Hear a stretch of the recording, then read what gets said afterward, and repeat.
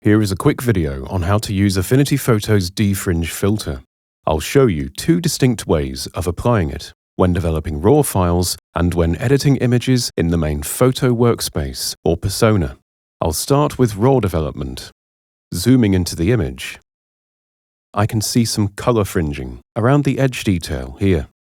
To remove this, I'll go to the lens panel on the right and enable Defringe. This removes the majority of the fringing, but not quite all of it.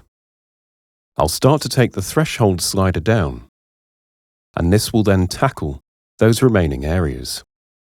Panning around the window detail, I'll see some additional fringing. I can check Also Remove Complementary Hue, and this will start to be removed. A small amount still remains, however, and this time increasing tolerance will take care of this. In some circumstances, you may find it beneficial to move through the hue range until the fringing is completely cleared up. This is rather excessive at this stage, since at a regular zoom level, the remaining fringing wouldn't be noticeable.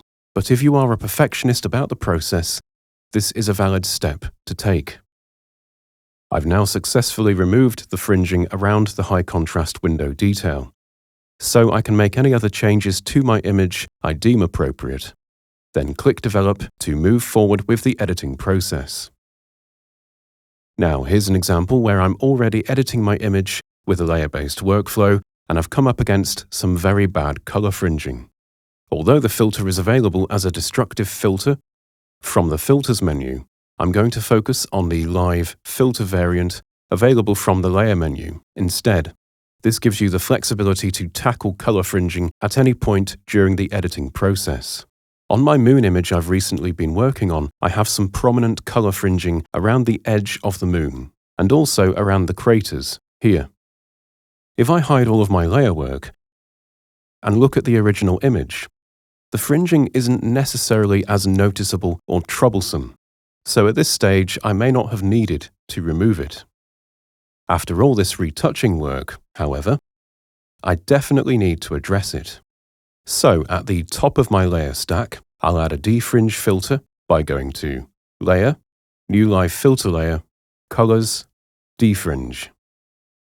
The fringe color defaults to a magenta, as that's a common hue for fringing. But for this image, I'll want to move the slider to a red.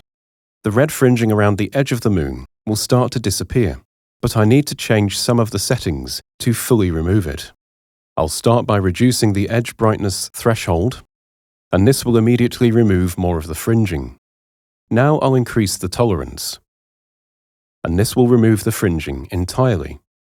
Finally, there is also the matter of the blue fringing around the crater detail here. I can tackle this without adding a second Defringe filter by checking Also Remove Complementary Hue on the dialog. Because this is a live filter, I can hide the layer to reveal the initial image with the fringing, then show it again to reapply the defringe effect.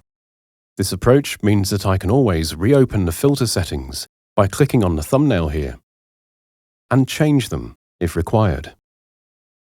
So that was a quick look at using the Defringe filter in Affinity Photo.